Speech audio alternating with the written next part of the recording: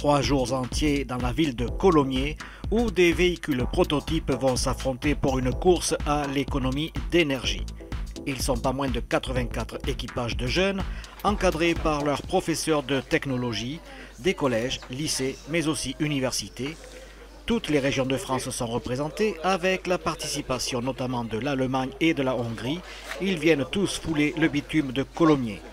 De ces jeunes filles et garçons, par le passé, certains sont devenus ingénieurs dans la branche automobile. Nul doute que parmi cette pépinière, d'autres seront à l'origine du véhicule urbain pour un futur proche qui devrait permettre de rouler plus propre et plus sainement, devrait-on dire.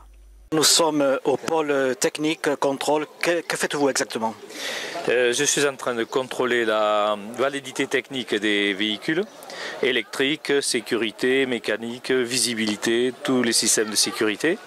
Et une fois validés, on donne l'autorisation aux candidats de partir sur la piste et avec un transpondeur qui va permettre de les repérer. Un transpondeur avec un numéro qui correspond au véhicule et qui va permettre de décompter et de les localiser sur le circuit. Donc, feu vert accordé. Feu vert pour eux, l'équipe est prête. Bien, parfait.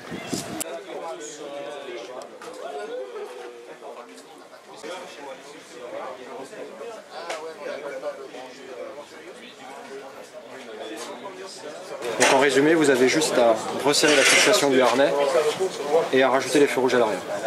Ok, ça marche. Voilà.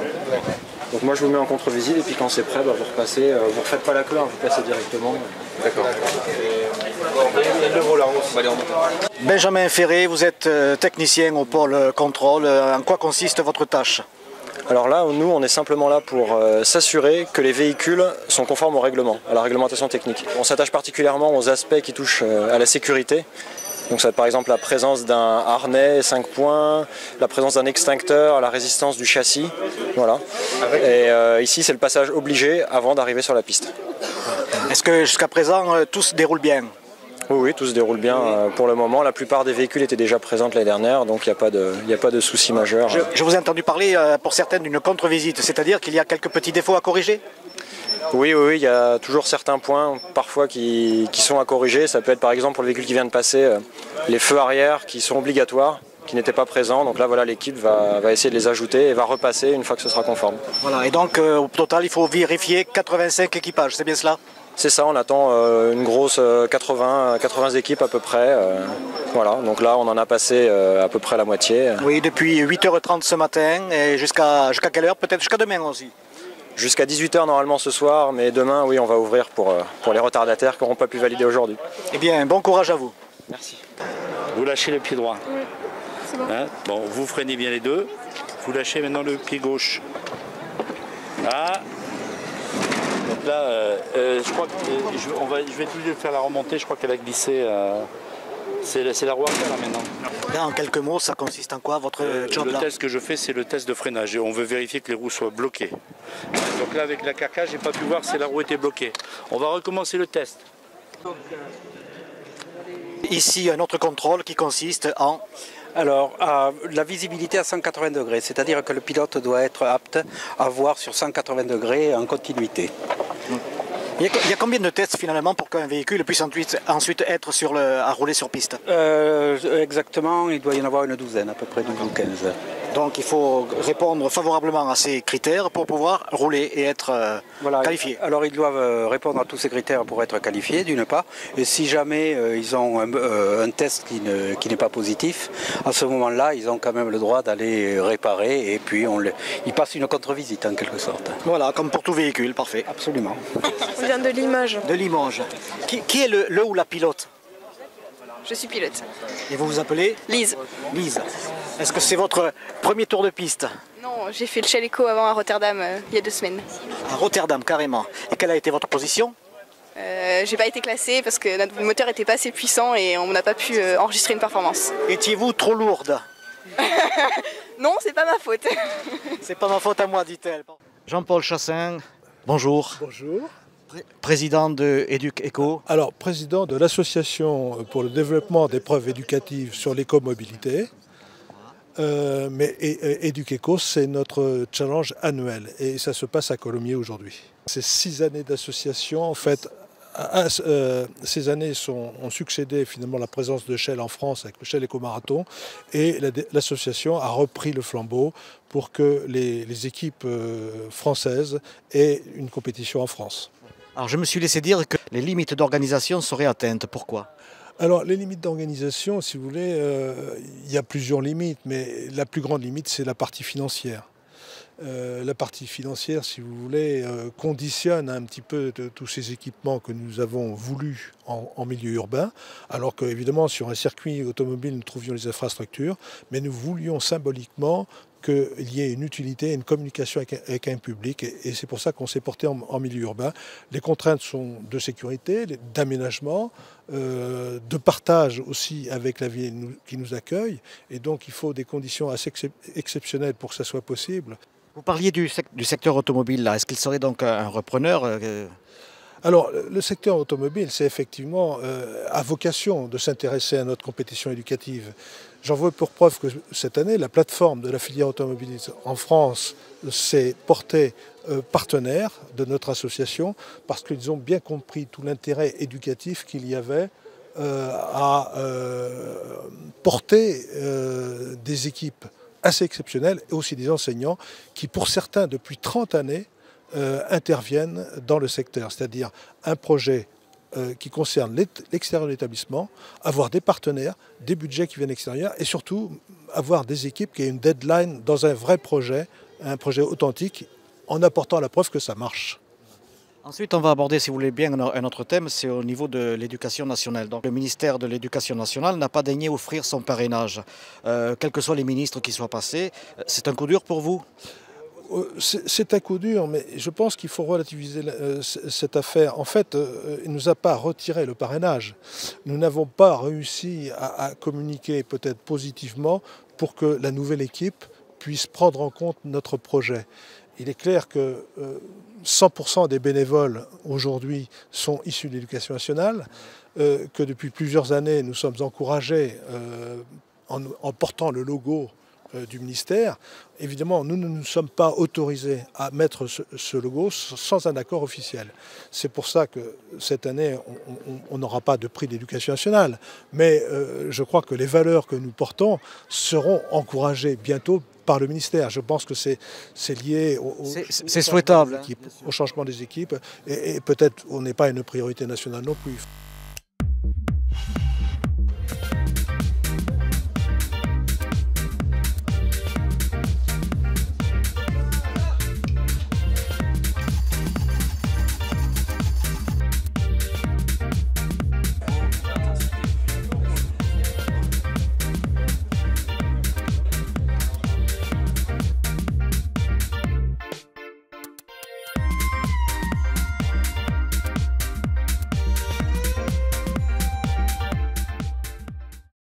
Le challenge Éduc-Éco à Colomiers 2014 est bien entamé aujourd'hui, donc qui va s'étaler sur 3 jours.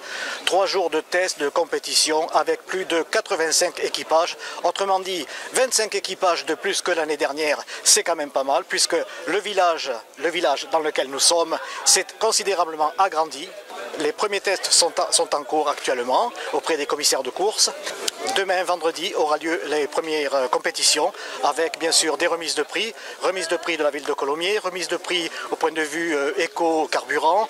Challenge Éduc-Éco, bien sûr, c'est l'économie sur le carburant et tout ce qui fait bien sûr le futur de nos voitures.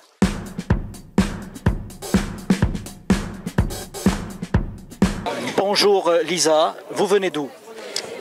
Aus München. On vient de Munich. Vous êtes venu à Colomiers pour remporter un challenge? Ja klar, wir gewinnen. Bien sûr, on est là pour gagner. Vous êtes là pour gagner. Est-ce que c'est la première fois que vous participez au challenge Éduc-Éco? Auch wenn wir das erste Mal hier sind. Ja. Oui. Oui. De quelle école faites-vous partie? Wir sind von der Technischen Universität München. Donc on fait partie de l'Université technique de Munich. Donc j'imagine que c'est quand même un niveau assez élevé. Donc oui, c'est une éducation Bac plus 3 ou Bac plus 5. Vous êtes chef d'équipe et en même temps pilote, c'est bien ça? Oui. Oui, oui. Effectivement, elle comprend très bien. Voilà. Votre école comprend combien de membres pour ce challenge?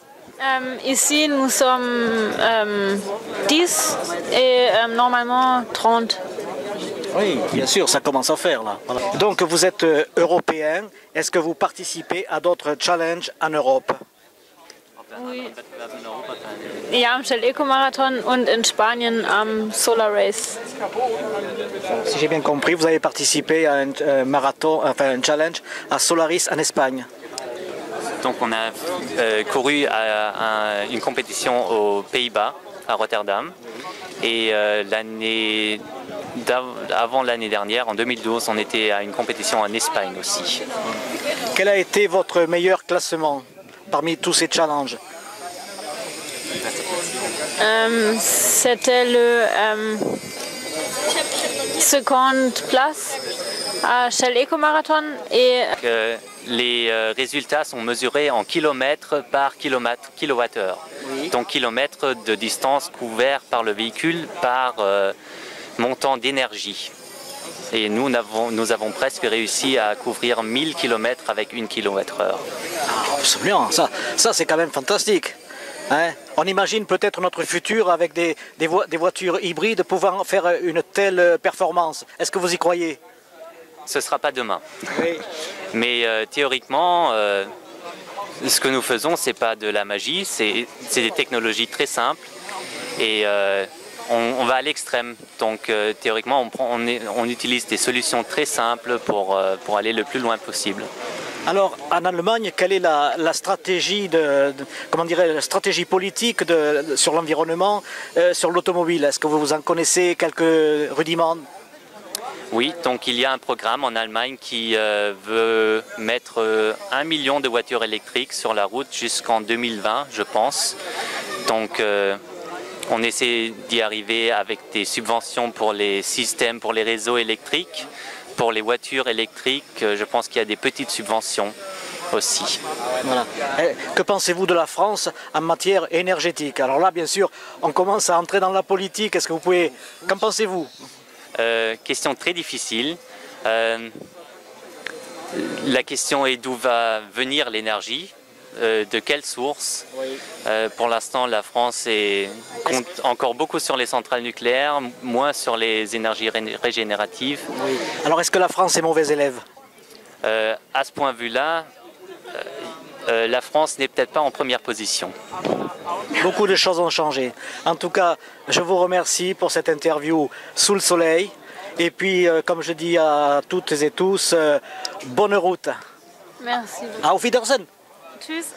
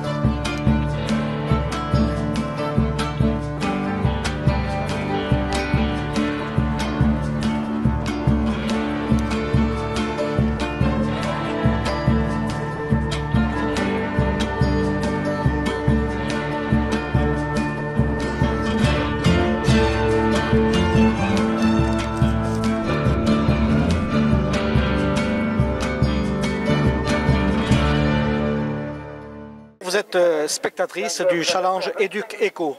Qu'est-ce que cela représente pour vous? C'est la première fois moi que je viens ici, donc je suis admiratrice de voir toutes ces écoles qui proposent tous leurs prototypes et tout ça, et tous ces jeunes qui évoluent là-dedans.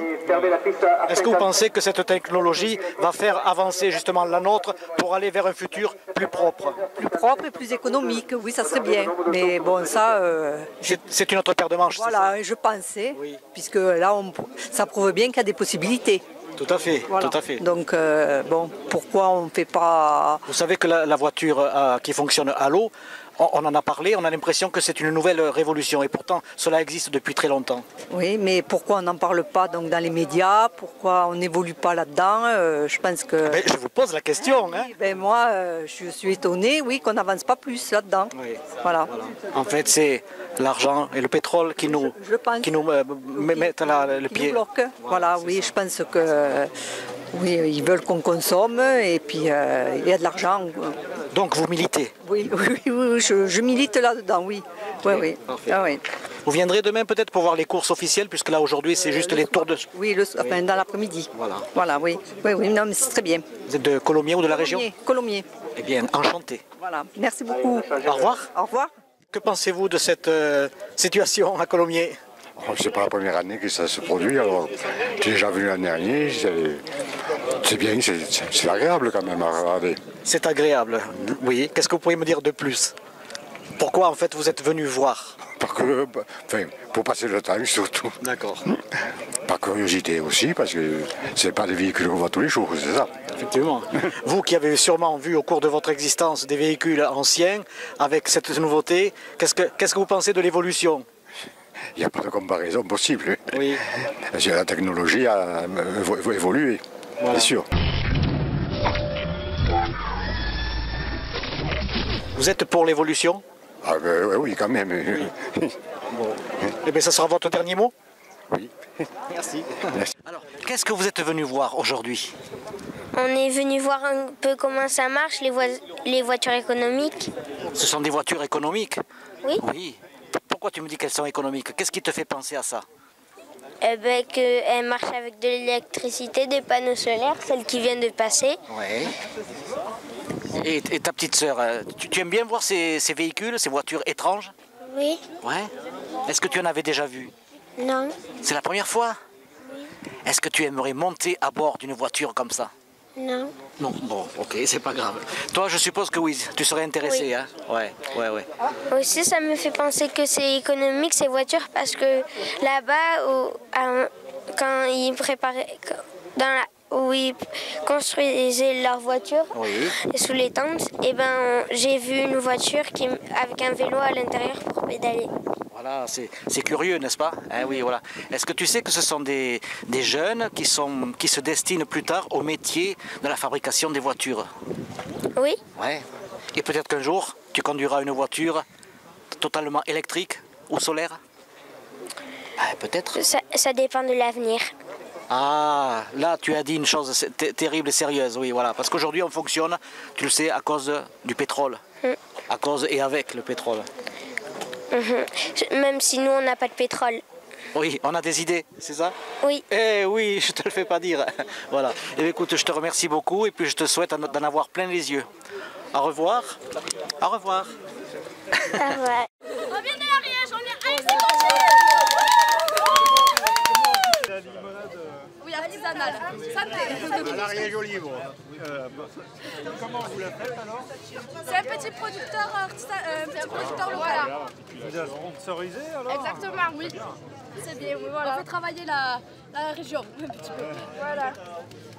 Très bon. Et on a fait tout ce qui est communication aussi par une entreprise ariégeoise. Donc on a travaillé. Alors nous sommes le groupe ASC Coaching. Nous venons de l'Ariège et qu'est-ce que vous voulez dire de plus? Et donc on vient ici concourir pour gagner le prix un prix, et bien sûr, de la commission, tous les prix, tout ce qu'on peut gagner, on gagnera. Voilà. Quelle est l'opération que vous faites en ce moment? Là, vous avez des bouteilles, qu'est-ce que vous promouvez de votre pays? Donc voilà, donc là nous proposons aux gens, voilà. Donc c'est de la limonade ariégeoise, donc avec l'eau qui est à côté de Fontestorbe. Alors celle-ci c'est de la limonade et celle-là elle est à base d'hibiscus, c'est une fleur rouge. Et c'est typique ariégeois, donc comme nous venons d'Ariège, nous proposons donc nos produits locaux. Voilà.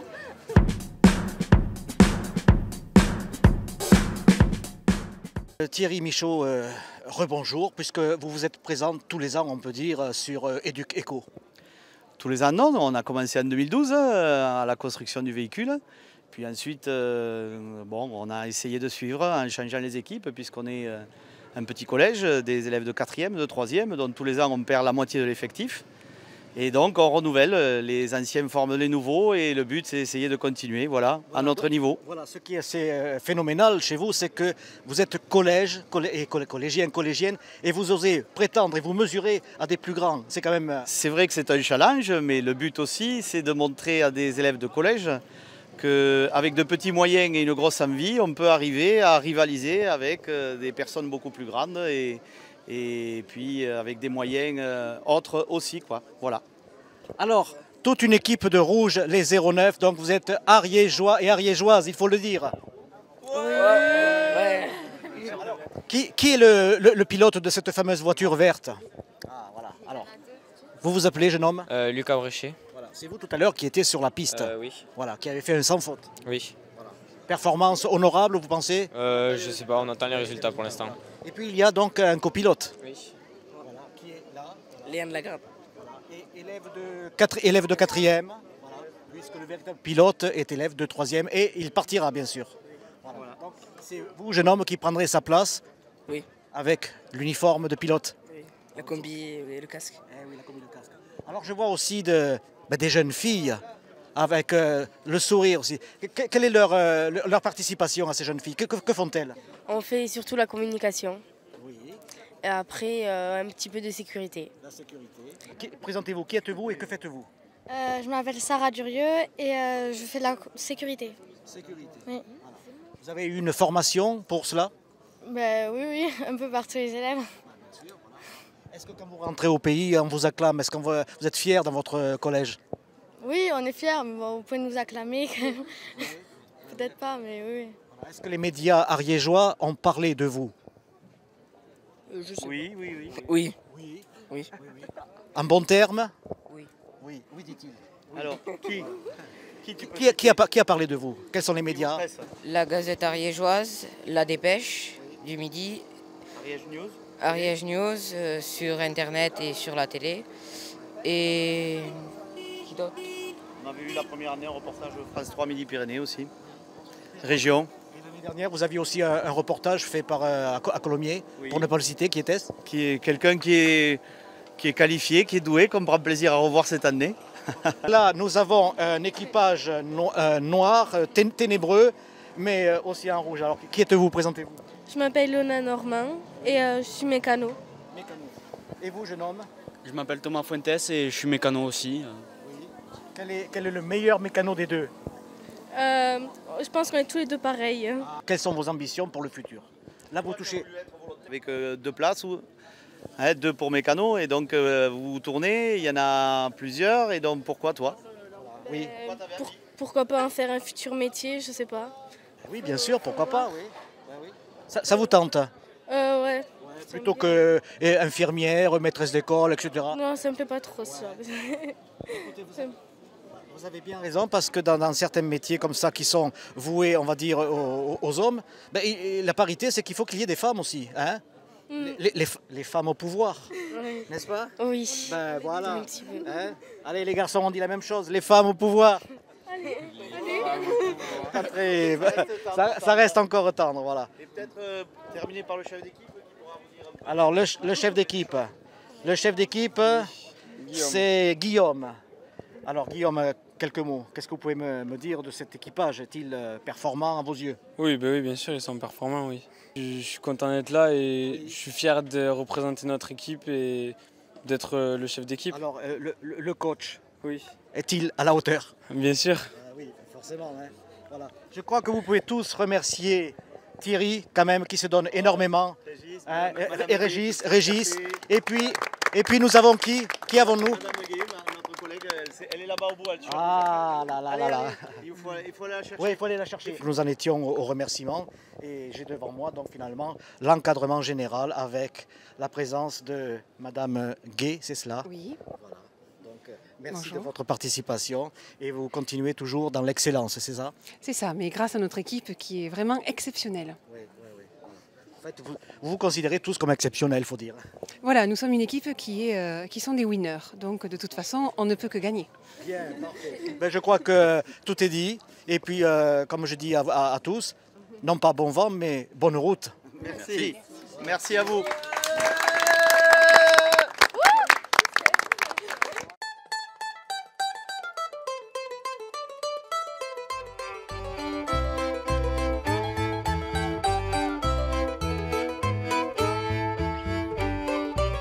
Victoria, bonjour. Bonjour. Alors, vous êtes pilote en Hongrie. Igen. Oui, mais pilote, pas de Formule 1, d'un prototype spécial. Est-ce que vous pouvez m'en dire quelques mots? Igen, én ezt a járművet vezetem, amint Megaméter 4-nek hívnak. Que la voiture s'appelle la Megaméter. On a fait 19 tours Tegnap már volt pendant szabad les edzésünk, entraînements. 19 kört tettünk meg a pályán, ami viszonylag Moi, ça elég s'est jól bien sikerült, passé. mert az utolsó. C'est la question que j'allais poser. Est-ce que tout s'est bien passé? Approximativement, oui. Dans l'ensemble, 19 tours, c'était bien passé. Alors, vous êtes pilote depuis combien d'années? 1 éve vagyok pilóta, ez a 4. versenyem, ami részt veszek. Vous êtes dans une école, j'imagine, peut-être assez prestigieuse. Comment cela se passe chez vous? A Kecskeméti Főiskoláról jöttünk, Magyarországról. 10 fős hallgatókból álló csoport. Vous faites des études dans quel domaine? Hát nagyon vegyes, gépészmérnök, informatikus mérnök, én agrármérnök vagyok. L'enseignement technique en Hongrie, ça se passe comment là? Est-ce que vous avez des sponsors ou bien comment êtes-vous venu donc à nous en France?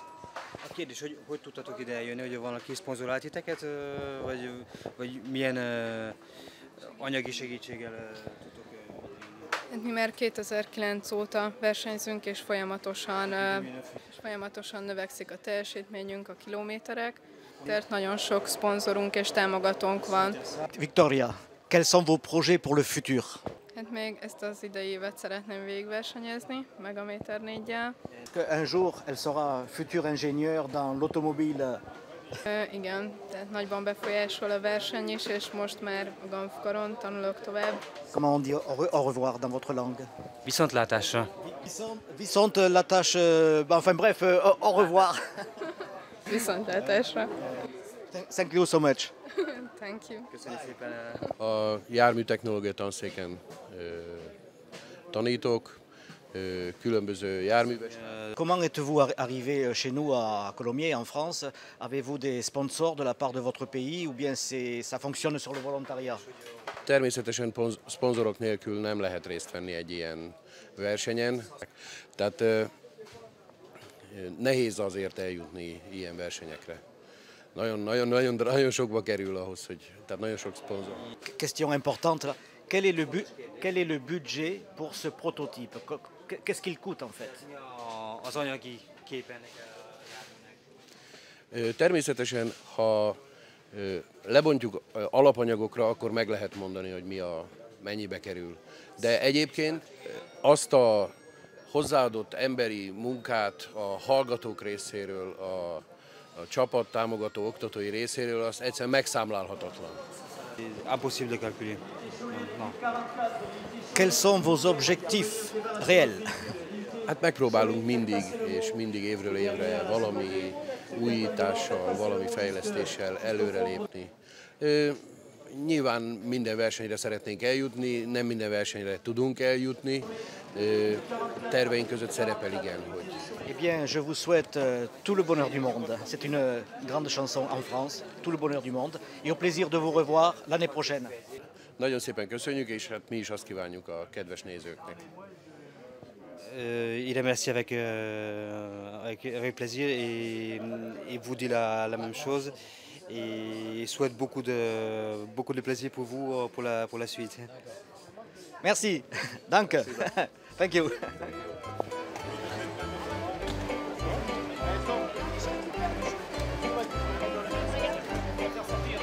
Et tel un papillon qui déploierait ses ailes, la petite Victoria attend patiemment la mise à feu de son bolide pour pulvériser des records.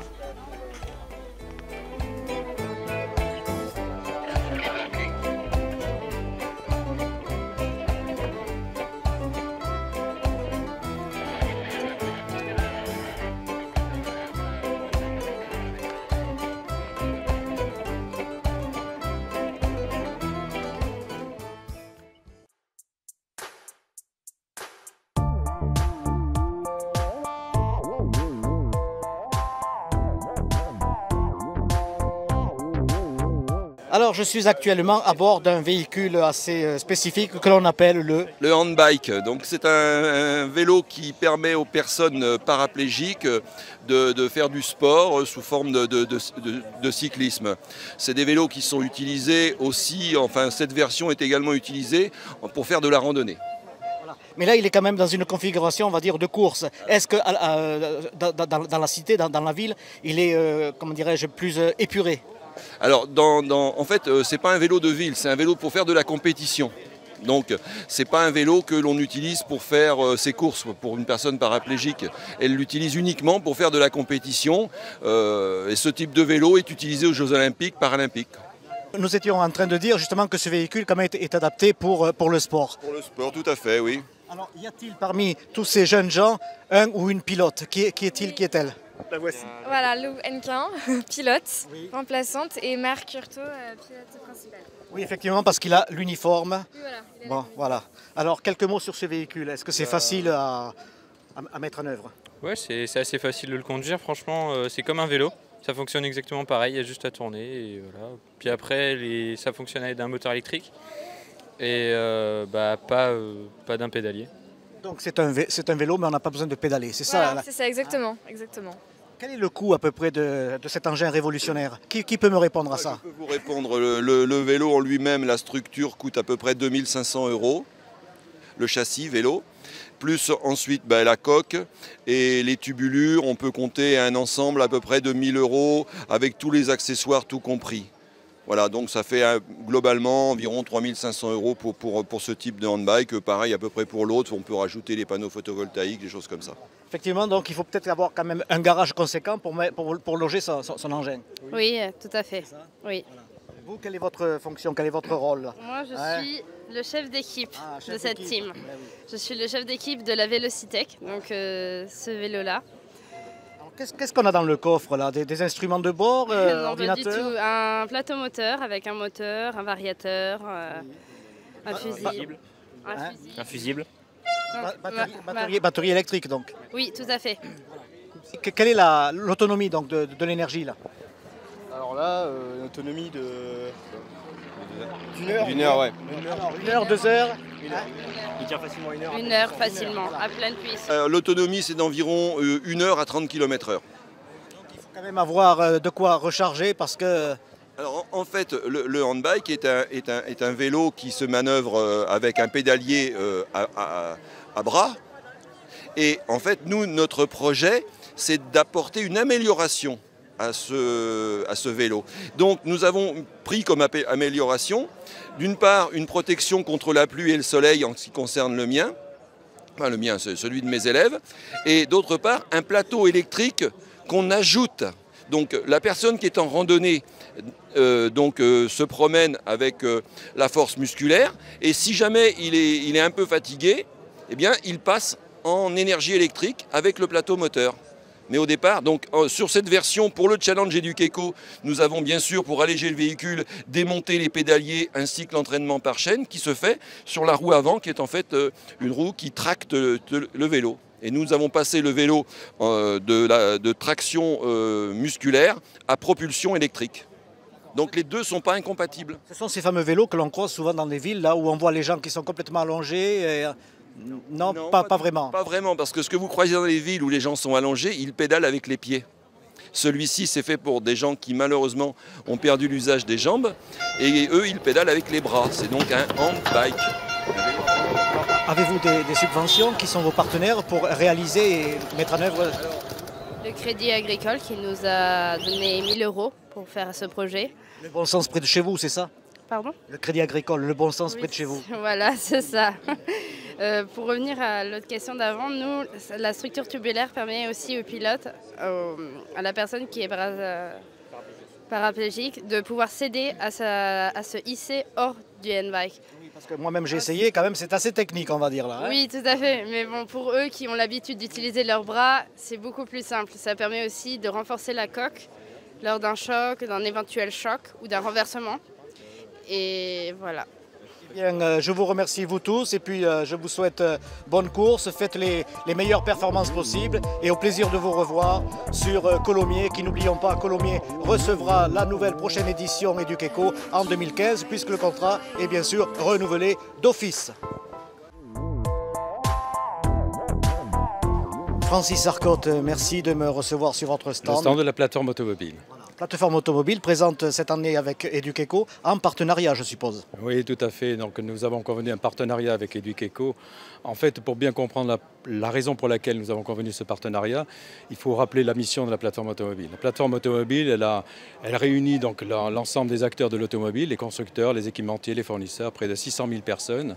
Et donc, elle réunit ces acteurs-là pour aller vers le progrès. Donc on veut absolument défendre notre pépite nationale et la mener vers un niveau international, pouvant rivaliser avec les meilleurs. Qu'est-ce que vous apportez donc à EducEco? Voilà, tout à fait. Alors pour EducEco, pour nous, rentre parfaitement dans la stratégie que nous visons. Nous voulons avoir les meilleures compétences pour pouvoir soutenir les entreprises de la filière. Pour avoir les meilleures compétences, nous devons attirer les meilleurs talents. Les talents, ils sont là.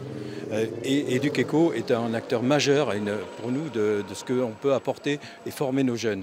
Donc l'esprit dans lequel on fait intervenir les jeunes dans ces projets, l'esprit d'équipe dans lequel ils construisent leurs projets, l'innovation technologique qui est suscitée par ce type de projet, pour nous, est un levier majeur qu'on ne pouvait pas laisser échapper.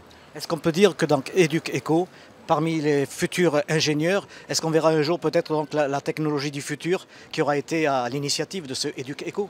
Ah, ça c'est clair, on le voit déjà aujourd'hui, il y a des innovations, il y a des innovations dans tous les sens aujourd'hui. Nous sommes convaincus que parmi ceux-là, il y a des ingénieurs qui vont intervenir, des professionnels aussi, parce que nous avons besoin de techniciens qui vont nous produire, nous concevoir et nous fabriquer la voiture de demain. Oui, je voudrais rajouter en même temps qu'au-delà de la formation qui est apportée à ces jeunes, là, qui ont le plus souvent besoin de projets pour concrétiser les concepts que l'on leur enseigne donc en mathématiques ou en physique. Au-delà, pour nous, c'est un formidable levier de développement des relations entre l'enseignement et la filière et nos entreprises. On veut faire savoir à tous les enseignants ici que nous sommes à leur service pour leur ouvrir les portes de nos centres R&D, leur ouvrir les portes de nos centres de production pour leur montrer ce que nous savons réellement faire. Nous saisissons l'occasion de présenter les innovations que nous avons en portefeuille aujourd'hui. Là, on a quelque chose qui parle du futur, n'est-ce pas? Tout à fait. Le futur que nous préparons ici à EducEco, nous le préparons bien entendu dans nos bureaux d'études. Et le futur, c'est donc l'économie de consommation, c'est un axe majeur. On vise à produire rapidement, avant les années 2020, un véhicule qui circulera pour moins de 2 litres au 100. Et donc, pour répondre à cet objectif-là, il y a plusieurs technologies possibles. Il y a notamment l'incontournable, c'est l'hybride.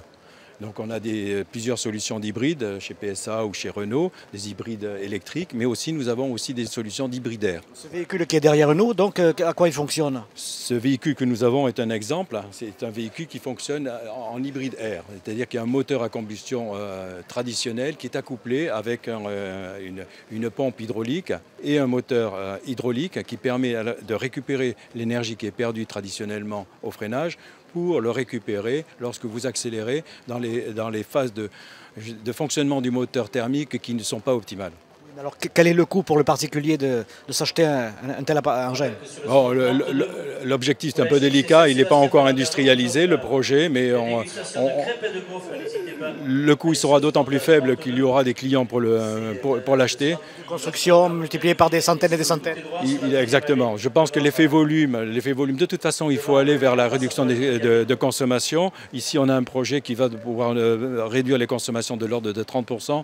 Donc on est confiant sur les volumes volumes qui vont attirer derrière. Au niveau national, c'est sûr que la plateforme automobile est vraiment le porteur du lobby réduction des consommations. Donc il faut le faire savoir, il faut y aller, il faut marteler le terrain. Hein. Aidez-nous, vous êtes là aussi pour nous aider, hein, donc à faire émerger donc, ces technologies-là. Eh bien, on passera le message. Voilà. Merci. On vous remercie à tous. Merci.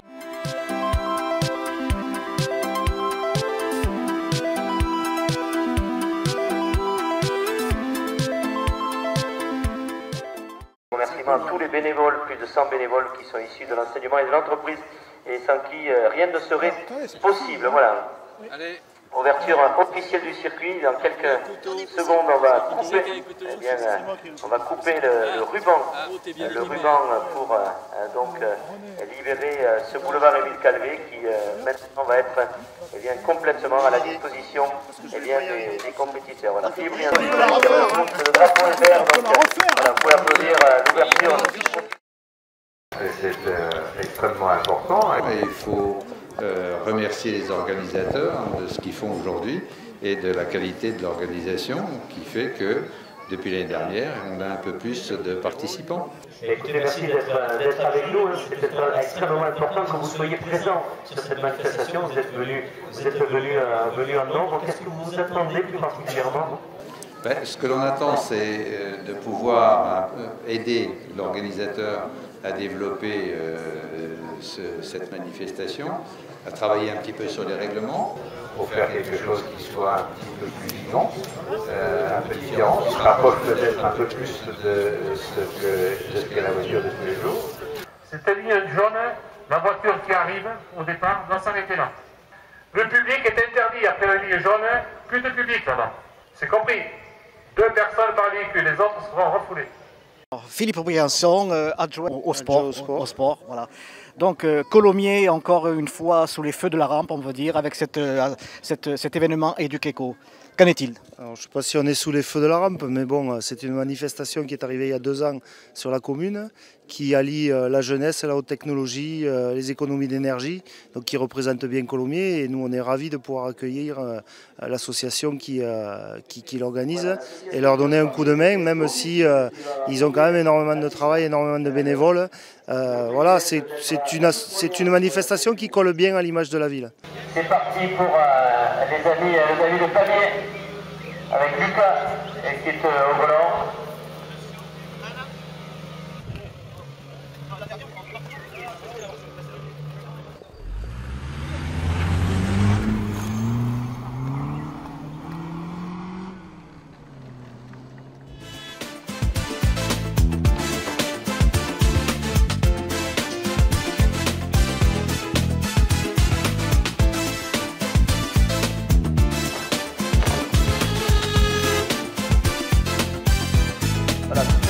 Je vous rappelle qu'il y a une obligation, les directeurs de course, je parle sous votre contrôle, obligation de plafonner lorsqu'on va faire un dépassement, en sachant que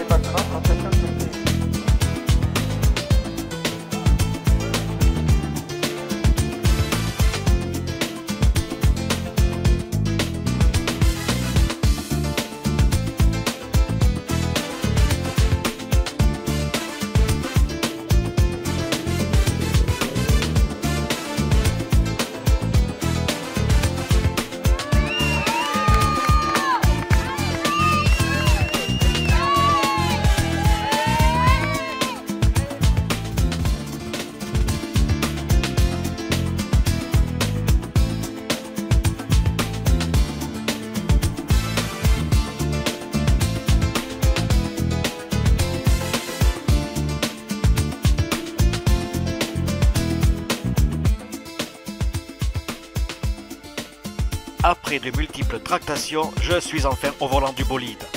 Les sensations sont presque identiques à l'ambiance d'une voiture de course. Dès le premier tour, l'accélération est progressive mais puissante.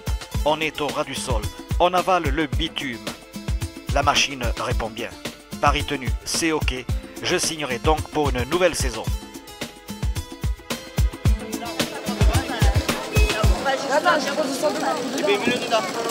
Sur la poussette. Allez, on a bien tourné. Oui, on a tourné. Oui, on a tourné. C'est parfait. On va laisser l'écrouler là et elle fait une égratignure. Parfait. Et elle est toujours aussi belle la voiture, hein? Ouais. Eh oui. Attends, il y a les verrous là. Magnifique l'année prochaine. On sera vraiment... J'espère qu'on se reverra.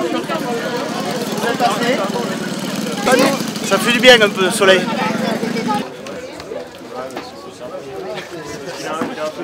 Regarde, c'est lui. Comme je commence à dire, vous m'avez... Vous voyez, Tu vois, c'est pas un prototype. Ça, c'est un prototype. 1, 2, 3. Alors que ça, c'est 4. Donc ça s'appelle un urban concept. Et ça s'appelle un prototype. Tu vois la différence? Voilà. Donc... Et qu'est-ce qui s'est passé? Tu peux plus redémarrer? Il s'est passé un truc et la roue, elle a touché le roue. Tu sais, là où il y a les roues qui tournent, quoi. Elle s'est prise dedans et la coque, elle a frotté.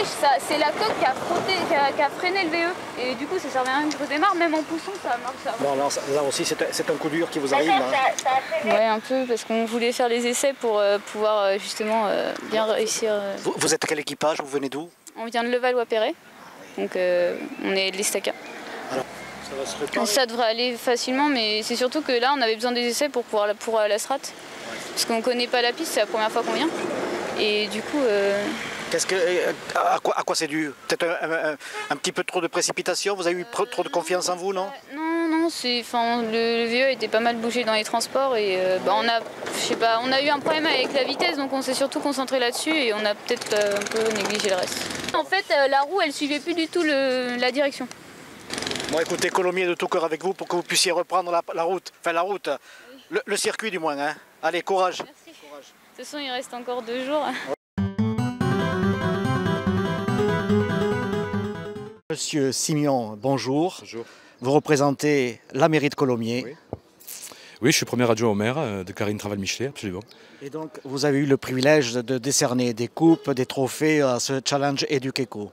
Oui, hier soir, donc c'était un petit peu le moment de remettre les prix. On est très heureux à Colomiers de recevoir pour la 2e fois ce challenge. Très heureux personnellement parce que dans mon ancienne fonction de directeur de cabinet, c'était moi qui avais un petit peu initié cette démarche auprès de Bernard Sicard et des élus, suite à des rencontres avec Jean-Paul Chassin et Jean-Hugues Trochet. Et très heureux de voir ce challenge revenir à Colomiers pour la 2e fois. Le challenge Eduqueco, c'est d'abord une démarche de développement durable, de citoyenneté, d'éducation. Et justement, c'est dans la charte de Colomiers. Hein. Oui, absolument. On est aussi dans cette démarche de citoyenneté, de promotion de l'éducation, des actions aussi de développement durable. Et finalement, pendant 3 jours à Colomiers, on a eu la France de l'innovation. Donc, à un moment où justement on est extrêmement pessimiste, nous on est très heureux d'avoir eu à Colomiers tous ces jeunes de France et d'Europe d'ailleurs. Qui représentent un espoir finalement. Absolument, qui représentent un espoir, qui représentent également ces réflexions techniques, ces recherches sur les carburants de demain. Rendez-vous compte, hier un record du monde a été battu. Puisque une équipe, l'équipe de Nantes, a... juste derrière nous, la Joliverie. La Joliverie, qui avait battu un record l'an dernier, a battu cette année un record avec un prototype à l'hydrogène. Et donc avec 0,79 grammes d'hydrogène, ils ont réalisé 18 km 500, ce qui équivaut en kilomètres, et pour 1 litre d'essence, à plus de 6300 km. Donc les solutions existent. C'est exact, c'est bien leurs chiffres qui m'ont confirmé aussi. Je vois que vous êtes parfaitement au courant. Oui, il faut. Que pourriez-vous dire peut-être pour le futur de Colomiers, pour les véhicules de la municipaux ou bien autres transports? On a bien sûr engagé cette réflexion. Il y a 10 ans, il y avait à Colomiers des véhicules électriques. Bon, on n'a pas poursuivi à un certain moment l'aventure parce que on n'était pas au point techniquement. Je crois qu'il y a des efforts qui sont faits par les constructeurs pour justement augmenter les capacités. Et donc réellement il y a un avenir et je crois que tous ces jeunes-là ils travaillent. C'est des futurs ingénieurs. C'est la France de demain qui s'est mobilisée pendant 3 jours à Colomiers. Voilà. Alors est-ce que vous-même vous êtes un adepte d'acheter un véhicule tout électrique ou bien hydrogène? Pour l'instant. Ferez-vous l'effort? Ah mais je ferai l'effort si forcément le rapport qualité-prix aussi est important, comme tous les Français. Il y a une démarche de volonté politique importante à avoir. Tout à fait d'accord avec vous. Eh bien, merci au nom de la municipalité. Enfin, je vous remercie la municipalité d'avoir accueilli Edugeco et bien sûr, on les reverra l'année prochaine. Absolument, puisque c'est un contrat triennal. Merci beaucoup. Première participation. Le prix de la mention spéciale de la première participation. Le véhicule Bianca du lycée Picasso de Perpignan et le véhicule Teuf Mobile du lycée Soudriès de Mazamet. Voilà. Et 2 véhicules première participation. Félicitations à tous. Merci, monsieur. Bravo. Et Merci. à l'année prochaine. Hein.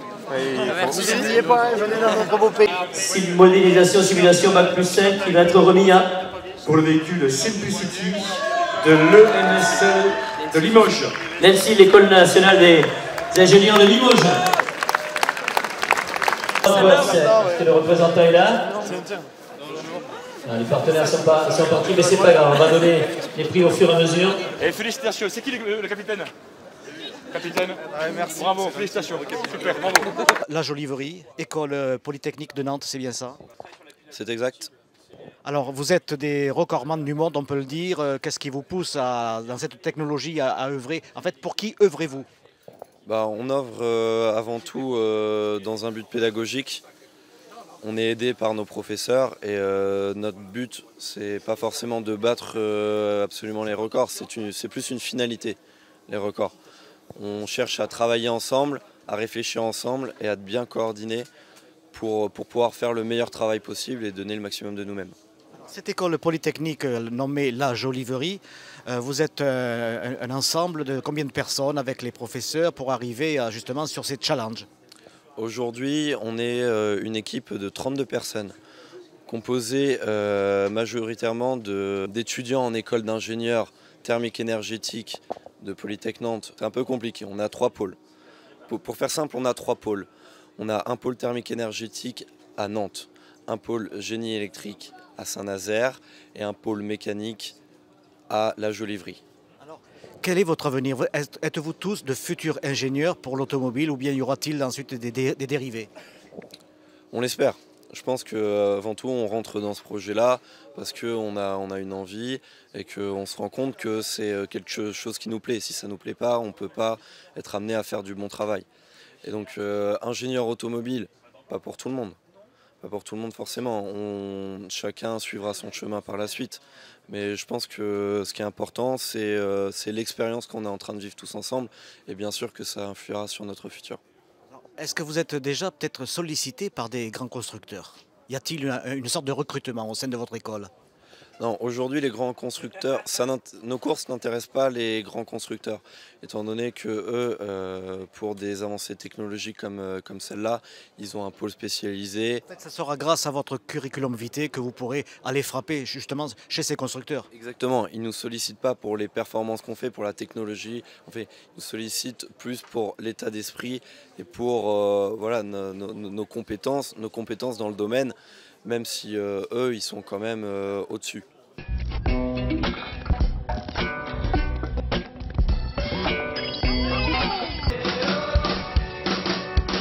La Joliverie.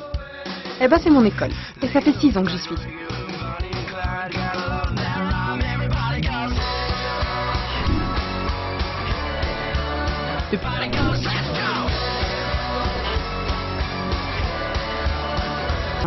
Entre les élèves, les apprentis, les étudiants, les stagiaires, ils m'ont aidé à trouver ma voie, j'ai pris confiance en moi et aux conditions et d'être à la pointe de la technologie. Comme des pros quoi.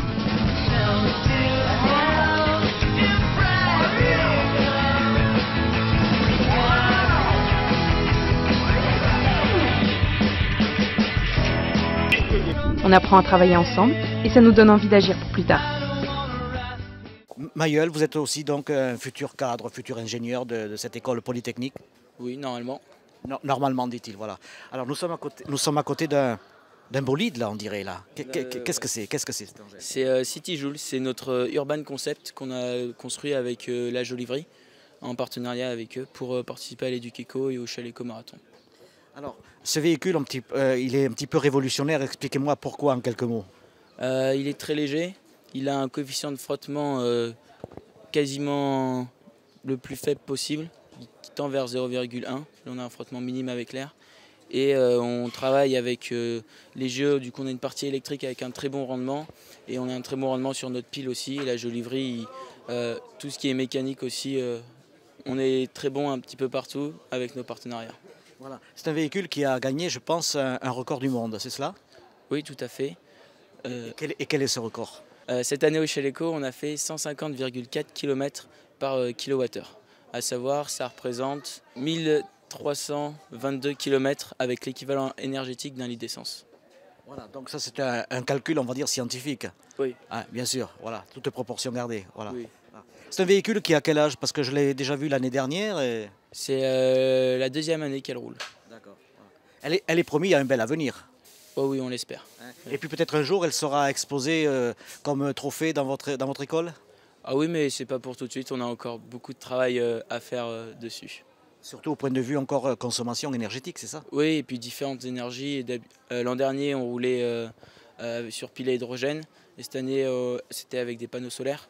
Donc on peut adapter différentes énergies sur la voiture aussi. Alors, quel est l'avenir, en quelque sorte, pour le grand public de la voiture de demain, l'énergie, consommation énergie? Qu'est-ce que vous préconisez, vous, dans vos écoles, dans votre école? L'hydrogène a beaucoup d'avantages. Mais il a deux inconvénients, c'est la mise en place et la distribution et l'image que la société actuelle a de l'hydrogène parce que c'est quand même un petit peu dangereux, même si aujourd'hui, avec des normes de sécurité, il n'y a plus de problème, mais les gens ne sont pas encore au courant. On a peut-être en tête l'explosion de la navette Challenger due à l'hydrogène, c'est ça peut-être? Par exemple, ouais. Ça donne une mauvaise image de l'hydrogène. Ouais. Bon, mais enfin, ça c'est quand même le spatial, on n'est pas dans le même domaine là. Hein. Non, mais les dangers sont les mêmes. Alors, il y a une question que le public et moi-même nous posons, c'est de savoir quel est le coût financier d'un tel véhicule ou de tous ces projets? C'est plusieurs centaines de milliers d'euros sur plusieurs années. C'est-à-dire qu'on a passé 3 ans à construire CityJoule, en faisant des modélisations pour réduire les coefficients de frottement, regarder la forme la plus rentable en fait. Et ça fait plusieurs centaines de milliers d'euros. Alors vous êtes quand même un univers de garçons et j'ai vu dans votre équipe une charmante demoiselle, on va l'appeler. Oui, voilà. Alors vous lui laissez la place et je vous remercie beaucoup. Alors, vous vous appelez? Lucie. Lucie, bonjour. Quelque chose me dit que vous êtes dans la communication. Oui, je suis dans la communication. Et alors, vous communiquez auprès de qui et quoi? On essaye, du moins pendant la période des courses, de tous les jours envoyer un rapport à nos écoles respectives, donc ce qu'on appelle une newsletter. On essaye d'écrire des articles et d'alimenter notre site internet Polyjoule. Combien d'éléments féminins êtes-vous dans cette école? Dans l'école? Oui. Je peux pas vous dire exactement les chiffres, mais ça doit être 10%. 10%, ouais, entre 20 et 10%. Qu'est-ce qui vous a amené, vous, personnellement, à aller vers cette filière? Vers la filière ingénieur. Oui. J'ai jamais trop su ce que je voulais faire, donc j'ai choisi une prépa générale pour me laisser plein de choix, et au final, petit à petit, j'ai passé les concours d'ingénieur, et moi, ça m'a plu, les maths me plaisaient, donc... Alors là, vous êtes à quel niveau, là? Bac plus combien? 3. Bac plus 3. Oui. Et vous arrêterez à combien? J'aimerais bien finir mon cycle ingénieur et peut-être après faire un double diplôme, management ingénieur. Est-ce que vous avez connaissance des anciens élèves qui sont devenus véritablement ingénieurs? Oui. Parce que Polytech, c'est un grand réseau et au final, on garde tous les anciens noms, on fait des interviews dans le cadre scolaire. Est-ce que vous avez eu à vous déplacer à l'étranger? Pas encore. On va avoir des stages. On a des stages obligatoires à l'étranger. On a 2 mois à l'étranger obligatoires.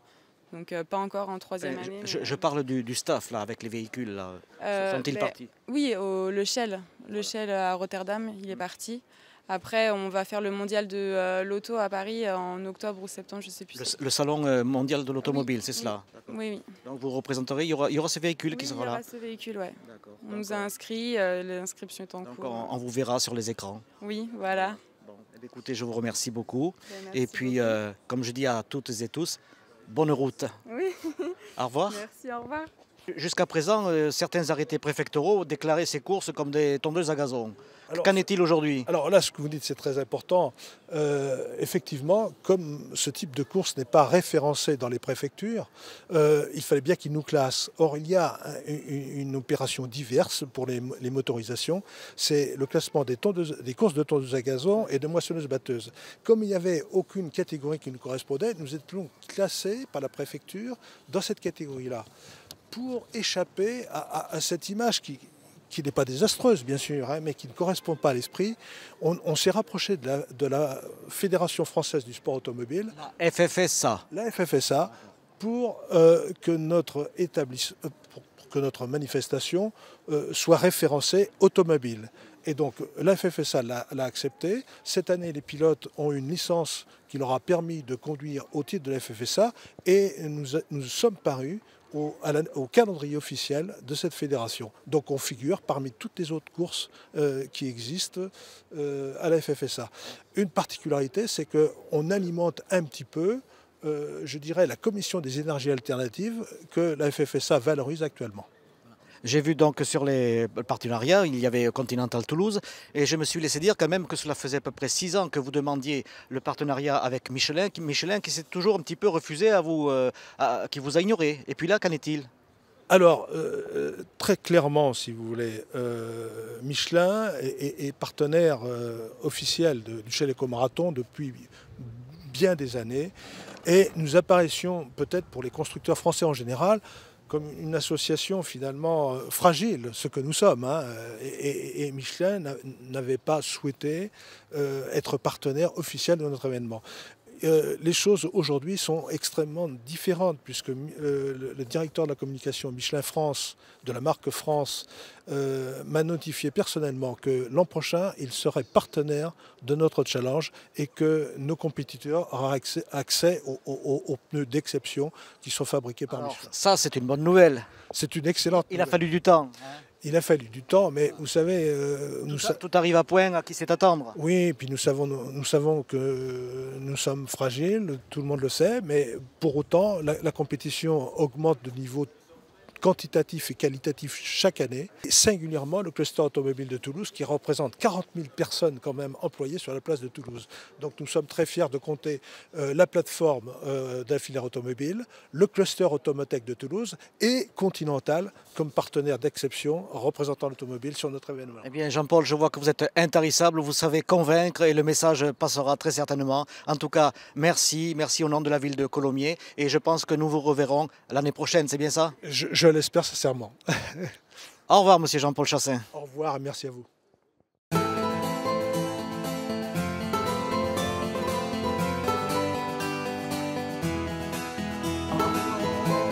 Mettez-vous à côté de vos véhicules et vous accroupissez. Tout le monde accroupit, sauf ceux qui sont évidemment derrière les véhicules là-bas.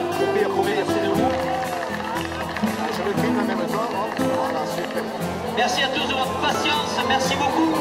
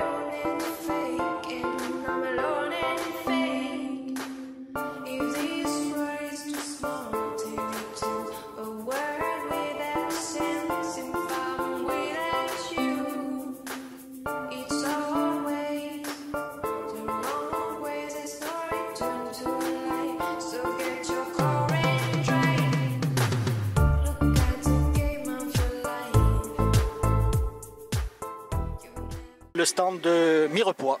Oui, le stand de Mirepoix, oui. Alors, vous êtes Jean-François Calizo, le chef de travaux. Chef de travaux. C'est-à-dire, ça consiste en quoi?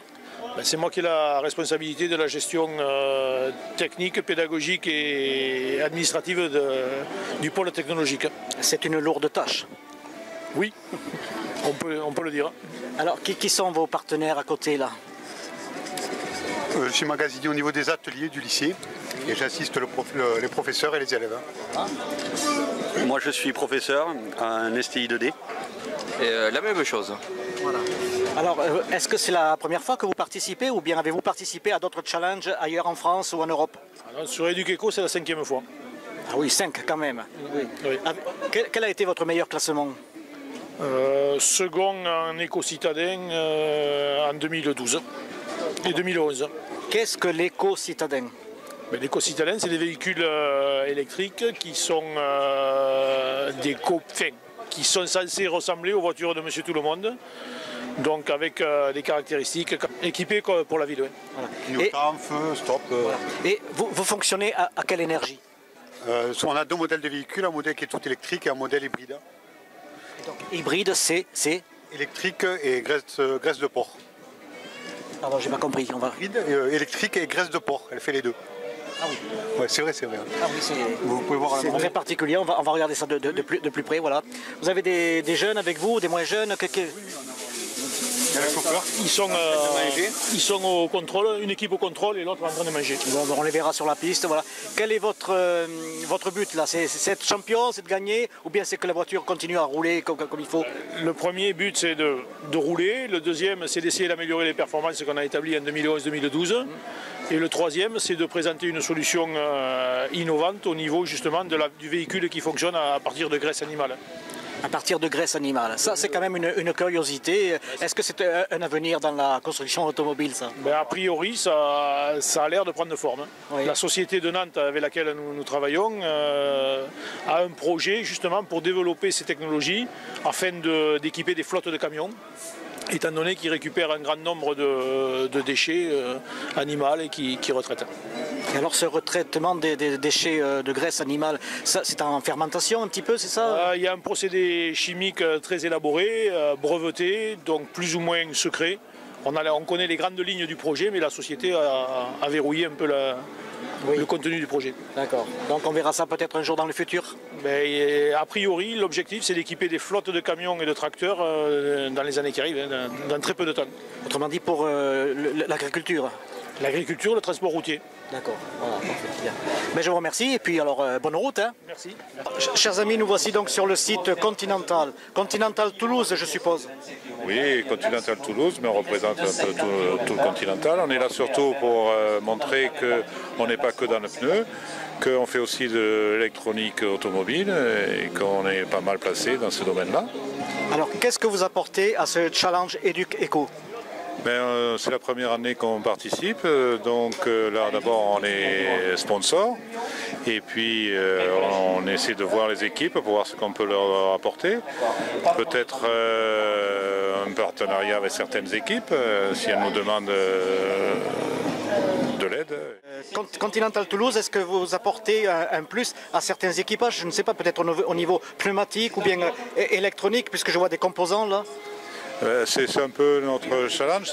Pour le moment, on est avec aucune équipe parce que d'abord, on s'est pris un peu tard. On est rentré dans le challenge très tardivement. Mais bon, on est ouvert pour les années suivantes à faire... À toute proposition, c'est cela? Proposition, oui. Et peut-être au financement, non? Ça, je ne suis pas en mesure de répondre à cette question-là. Ce n'est pas moi qui tiens les bourses.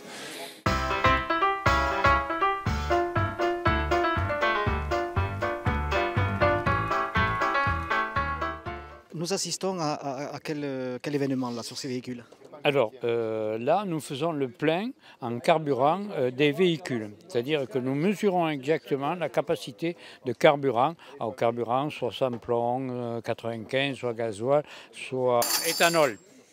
Pour ce type de véhicule présent, là, il y a combien de centilitres? Là, on tourne autour de 310 millilitres et certains... des moteurs à injection consomment moins, on peut simplement avoir autour de 50 millilitres. Voilà, avec ce plein, là, on va faire combien de kilomètres à peu près? Le but, c'est de faire le maximum de kilomètres avec 1 litre d'essence. Ça, c'est la théorie. Donc, en pratique, ils vont faire 15 tours. On va mesurer la consommation effectuée et faire le ratio donc, pour savoir combien ce véhicule, rapporté à 1000 km, pourrait en faire. D'accord. Donc ici, c'est le poste de ravitaillement pour les moteurs à essence. Pour les moteurs à essence, et il y a même gasoil. Il y a hydrogène, il y a... Voilà. Je vous remercie. Avec plaisir. Alors d'une part, chère demoiselle, vous faites partie de quel équipage? De Pasquier Comotion. Et alors là, évidemment, c'est l'attente prolongée, mais que se passe-t-il? Pourquoi? Il ne fait pas beau temps, du coup, on attend pour pouvoir conduire. Voilà, alors il ne fait pas beau temps, mais vous avez quand même le sourire, c'est formidable. Oui, non, mais c'est toujours comme ça. Oui. Donc il suffit de prier et d'attendre, c'est ça? Oui, voilà. Mais c'est bon, ça va bientôt arriver. C'est bon, ça vient? Oui. Ouais. Oui. Ok.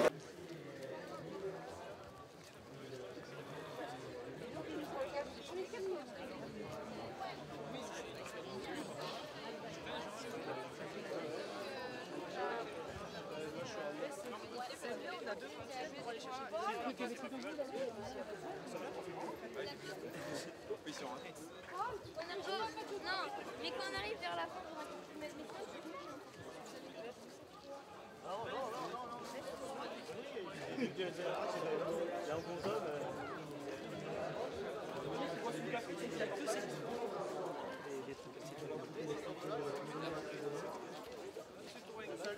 La solo que vous voulez prendre, c'est là. Vous avez quel numéro? Mettez les gants aussi. Et les gants, oui. Il faut que... Il n'est pas trop à l'aise avec ça.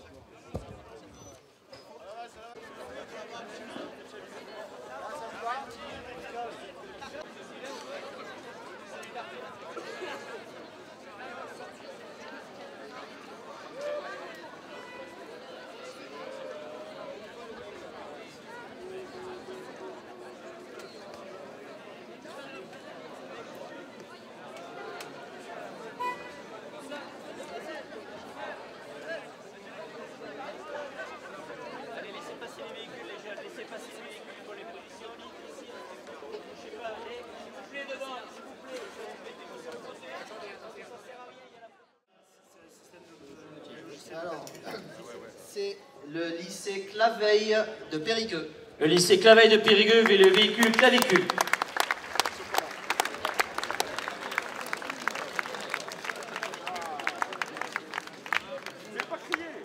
On n'est pas beaucoup, hein. Maintenant, préparez-vous pour la mention spéciale modélisation simulation pour les lycées. Mention spéciale simulation modélisation lycée. Qui va être remis. Non, mais attendez. Ça, c'est lycée. Allez, c'est parti. On continue avec le prix de l'innovation hydrogène, remis par Continental. Décerné au véhicule Polyjoule de Nantes avec une performance de plus de 6300 km, c'est presque le rayon de la Terre pour l'équivalent d'1 litre. Nantes, Polyjoule. Allez, le lycée La Joliverie, venez rapidement s'il vous plaît.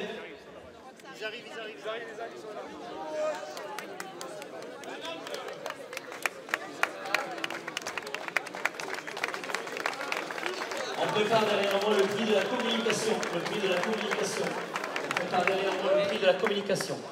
Le premier prix de la communication. C'est Arnaud Simion qui va le remettre. Premier prix de la communication. Ah putain, c'est bon. Aïe. Ah, c'est bon. Merci beaucoup. La Joliverie. Applaudissements parce que c'est le record du monde. Plus de 6000 km avec l'équivalent d'un litre. La Joliverie et Polytech Nantes. Ouais, la Joliverie et Polytech Nantes. Merci beaucoup. Prix de la communication. Le premier prix, c'est pour des Alégeois.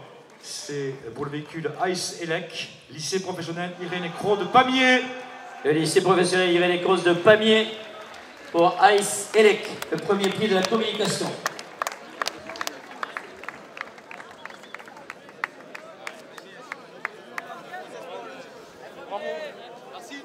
Merci. Bravo. Merci beaucoup. Félicitations. Hop, les gars. Ça fait la classe, les gars. Ouais. Vas-y, Clément. Jimmy. Merci. Oui, c'est moi. Non, pas lui, alors on change. Il a pas de t-shirt. Félicitations, bravo. Merci, monsieur. Merci. On a demandé au lycée Claveil de retrouver le responsable du lycée Claveil. Venez nous retrouver sur le côté. Il vous manque une partie du prix. C'est pas très grave. On prépare le deuxième prix de la communication. Deuxième prix de la communication se prépare derrière moi. Et on va vous donner, c'est Arnaud Simion encore qui va le remettre. Sur ma feuille, c'est Arnaud qui est marqué. Deuxième prix de la communication. On va vous dire qui va recevoir ce deuxième prix.